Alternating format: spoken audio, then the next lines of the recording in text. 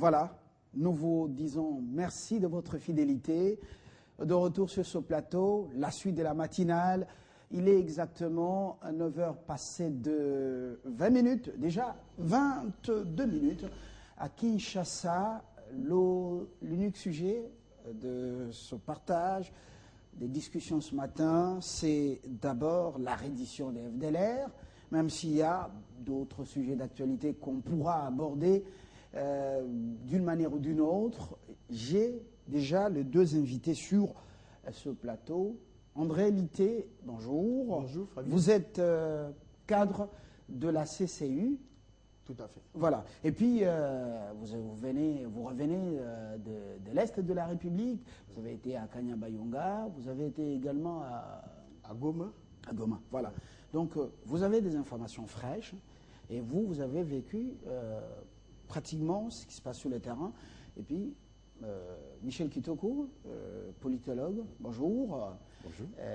Ça fait un bail qu'on vous a retrouvé sur ce plateau pour parler patrie. Vous avez tiré à boulet rouge sur le régime du Rwanda.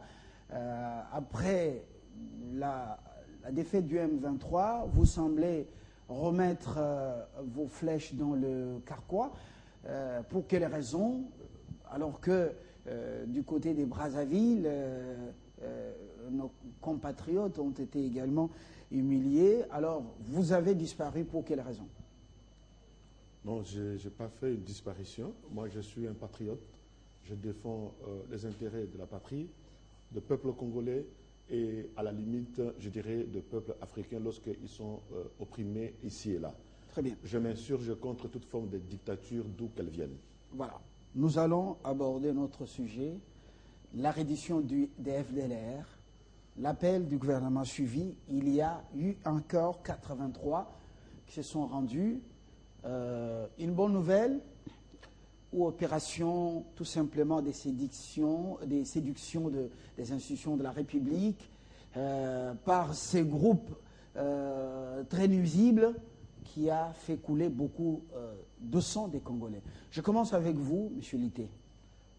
Fabien, tout de suite, je vous dis, il ne s'agit pas d'une opération séduction du gouvernement de la République, mais d'une très, très, très bonne opération. Par-delà, une très bonne nouvelle. Ils se rendent quand même nombreux parce que les gouvernements ont décidé, les FARDC étaient en train d'utiliser la force de feu. D'abord, il faut rappeler une chose. Il faut rappeler une chose. À Sota, IAP, le président de la République, Joseph Kabila, avait lancé un ultimatum à sa qualité de commandant des forces armées de la République démocratique du Congo, avait lancé un ultimatum à l'endroit des FDLR pour leur dire que ça n'était trop et que si les FDLR n'apprêtaient pas la voie de la raison, tout ce qui s'y resterait, c'est faire passer les rouleaux compresseurs des FARDC. Et Fabien, vous comprenez, dans la région, pas plus que les FDLR d'ailleurs, personne n'ignore que les FARDC, on ne les résistait plus. Ce que lorsqu'ils s'y mettent, ça peut aller dans tous les sens. Très bien. Alors, et vous comprenez que face à un tel message, les FDLR n'avaient pas d'alternative. Maintenant, vu leur nombre, les estimations qui sont faites, vu également leur capacité de nuisance, et vu la reddition actuelle, à Kinshasa, peut-on se frotter les mains pour dire, eh bien, la paix est en train de se solidifier? Non, Fabien, on n'a pas à se couvrir les pouces et Madame acquise, tout va bien. Non, ou je dirais mieux, à terme facile, nous n'avons pas à dormir sur nos lauriers. C'est un processus. L'FDLR a compris que l'État est venu. Vous savez, Fabien, la sagesse des peuples dit aussi qu'il y a chaque chose en son temps. Alors, l'état de la paix est arrivé dans notre pays. Je voulais d'ailleurs vous dire, parce qu'en passant, vous avez fait savoir à M. Michel que, bon, les Congolais sont humiliés ici et là, tout en faisant allusion à Brazzaville. Je vous dis, Fabien, ça c'est le destin des grandes nations. Je peux vous en citer 3 en passant, qui ont connu des problèmes similaires aux nôtres, même si on ne peut pas dire par le fait que tous ces problèmes-là sont identiques. Prenez la nation américaine. Les États-Unis, que tout le monde les respecte aujourd'hui, est passé par des problèmes. L'Allemagne, la France, Israël, pour nous chrétiens, Israël est une référence. Vous comprenez, Israël est passé, à un moment donné, les Juifs étaient traqués de partout. Mais aujourd'hui, ce n'est pas le cas. Je vous dis, Fabien, il suffit simplement de prendre rendez-vous avec l'histoire. Si vous voulez, tous ceux qui pensent, ici comme ailleurs, qu'ils peuvent anéantir les droits Congo, se trompent. Je crois que dans les jours à venir, ils apprendront à leur dépens.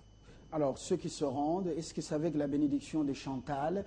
Chantal est connue, elle vit aux États-Unis. Derrière les FDLR, il y a également des Richard, il y a ceux qui fournissent également des moyens en termes financiers, en termes logistiques. Est-ce que ce n'est pas, comme on dit, une opération cosmétique? Non, Fabien, moi je pense qu'en fait, parler de cette façon, c'est comme si tout serait fait par génération spontanée. Vous savez, depuis cet état, dans ces pays, il y a eu divers mécanismes. D'abord, pour voir à quelle mesure il fallait étouffer les groupes armés, les éloigner des sites d'exploitation minière. Je ne confirme pas qu'aujourd'hui, nous contrôlons partout où ils étaient. Mais une chose est aussi vraie, Fabien, vous en conviendrez avec moi, que par rapport à cette situation d'FDLR, les gouvernements travaillent sans beaucoup faire du vacarme, passez-moi l'expression.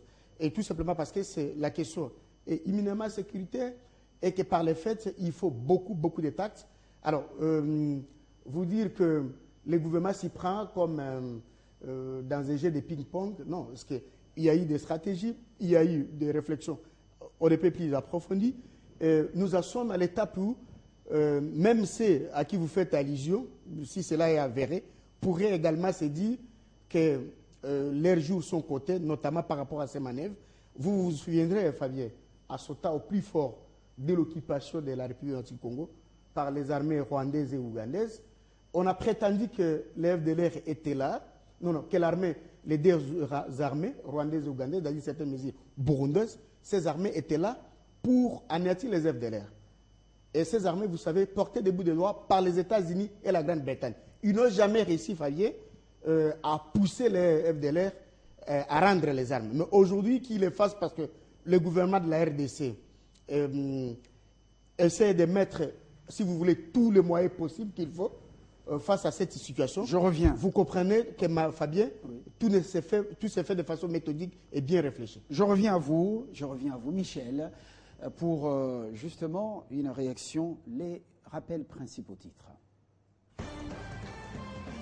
Les victimes tuées par les hommes armés vendredi à Moutaroulé, dans le groupement des Loubérizi, dans la plaine de la Rouzizi, au sud Kivu, ont été inhumés dimanche 8 juin dans un climat tendu. Le nombre des victimes a été revu à 36 morts à Moutaroulé ainsi qu'à Nyamugali et Katema. On ignore l'identité des auteurs de la tuerie, mais les Bafoulirio sont en conflit depuis une dizaine d'années avec une autre ethnie, les Barundi, pour des questions foncières et coutumières. Le Fonds belge de la sécurité alimentaire vient de mettre à la disposition du territoire de Cabinda une enveloppe de 10 millions d'euros en vue de financer des projets de production agricole dans le cadre de la lutte contre l'insécurité alimentaire dans cette partie de la province du Kasaï oriental. Au cœur du Congo, l'objectif est d'accroître la production agricole pour assurer une alimentation saine des populations pour lutter contre des cas de malnutrition.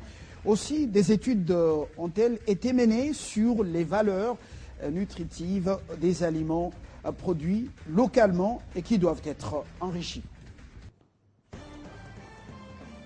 En dehors de la République démocratique du Congo, au Pakistan précisément, l'aéroport de Karachi a été la cible dimanche soir d'une attaque d'un groupe armé qui a fait au moins 21 morts et provoqué l'annulation de tous les vols. Après 6 heures d'opération, les autorités ont annoncé ce lundi matin avoir repris les contrôles de l'aéroport. L'action a été revendiquée officiellement par le rebelle taliban pakistanais.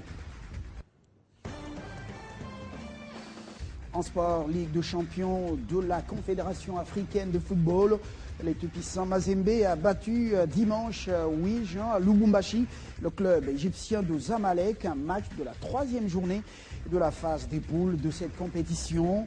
Le club de Lubumbashi prend ainsi la tête de ce groupe A. Il totalise 6 points, devançant V Club de Kinshasa et Al Hilal, 4 points. Zamalek est dernier du groupe avec 3 points. La phase retour de ces quarts de finale débute en juillet après la Coupe du monde de football qui sera organisée dans quelques jours au Brésil. Monsieur Kitoko, la reddition des FDLR, le signe d'une paix qui se solidifie dans l'Est du Congo? Je pense que c'est une très bonne opération et j'en attire l'attention de la communauté internationale par le fait que le monde entier a demandé au Congo à l'époque du Zaïre d'accueillir le maximum de Rwandais lorsqu'ils étaient en guerre. Et ce pays a accueilli autant de gens sur son sol. Je dirais tout un peuple, tout un pays. Et la demande a été formulée par l'ONU et d'autres grandes puissances à l'époque du gouvernement Kengo. Tout à fait. La demande a été formulée par des grandes puissances comme la France, voire même les États-Unis qui ont accepté tacitement que ce Rwandais entre sur le sol congolais. Le peuple congolais ne doit pas être victime de son hospitalité légendaire. Je dis tout simplement qu'aujourd'hui, la communauté internationale qui est ici présente sur le sol congolais doit comprendre des signaux qu'il doit prendre ses responsabilités pour essayer d'encadrer cette situation de façon que ce Rwandais qui se trouve sur le sol congolais, ces FDLR, puissent, non seulement parce que c'était ce que nous on voulait de tous nos voeux, déposer des armes et en même temps s'organiser pour qu'ils puissent regagner leur pays, la terre de leurs ancêtres. C'est très important ce détail, parce qu'aujourd'hui, ce n'est pas à nous qui devons nous organiser à ériger un morceau du Rwanda à l'intérieur du Congo. Nous pouvons bien le faire parce que nous l'avons déjà fait, nous avons déjà démontré les preuves d'acceptation de ces gens-là sur le sol congolais. Il reste maintenant que la communauté internationale fasse son travail pour qu'il y ait un véritable dialogue inter-rwandais là-bas. Pour qu'on ne puisse pas renvoyer ces gens-là. Moi, je suis activiste des droits de l'homme et je ne peux pas supporter qu'on renvoie tous ces mondes-là au casse-pipe. Je dirais tout simplement qu'il faut les encadrer par la demande de la communauté internationale, de façon que Paul Kagame, dans sa dictature, vous le dites bien, les armes de la dictature. Il y en a qui sont rentrés volontairement, vous vous souvenez, il y a plusieurs années, mais M. Kagame les a emprisonnés, il a tué d'autres et il a renvoyé d'autres sur les sols congolais pour l'exploitation des minéraux parce que son pays a joué un rôle important dans le courtage des minéraux stratégiques. Aujourd'hui, vous pensez que le régime de Kigali soit en mesure de recevoir ses citoyens rwandais sur son sol? Le retour de ces citoyens. Justement, il y a combien Il n'est pas d'accord. Non, non, ben justement, voilà encore l'hypocrisie qui est mise sur la place publique, une hypocrisie de Paul Kagame, une hypocrisie ostentatoire. Et combien de fois il a demandé au Congo de faire des opérations conjointes pour traquer les FDL ici dans ce pays? Il n'en a pas attrapé, il a attrapé combien? Pas du tout. Il n'a pas réussi à ramener même un seul terrain ou un seul responsable de ces régimes-là. Moi, je dis tout simplement qu'aujourd'hui, nous sommes au stade où, lorsque les gens déposent les armes et que nous voulons la paix, une paix durable en Afrique centrale, le Congo a fait le dialogue, il a démontré le dialogue à plusieurs moments. Aujourd'hui, c'est que la communauté internationale souhaite qu'il y ait un dialogue inter-rwandais. Donc ces gens-là, en retournant chez eux, non pas pour qu'on puisse les envoyer au casse-pipe, non pas parce que Paul Kagame va leur montrer qu'il est le seigneur de guerre là, le tout-puissant, et qu'il peut mettre qui veut à tout moment en prison. Vous savez, parmi les FDLR, il y a des enfants qui sont nés, qui aujourd'hui diront que Paul Kagame est au pouvoir, ça fait 20 ans, il y a des jeunes de 20 ans. Vous allez dire qu'au moment où il y a eu un tribunal de TPI, de tribunal pour le Rwanda, des génocidaires, et que ces enfants-là devaient être jugés dans les ventres de leur maman.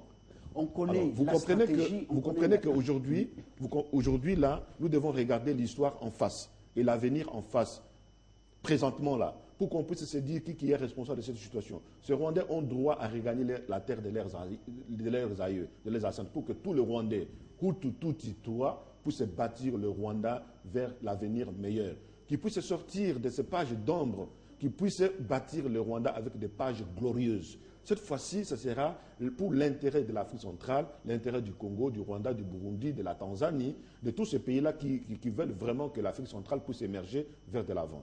Voilà en quoi, moi, j'aimerais que ce message passe, que Paul Kagame dépose ses armes de la dictature ostentatoire sur la place publique, qu'il comprenne qu'il doit composer et parler avec ses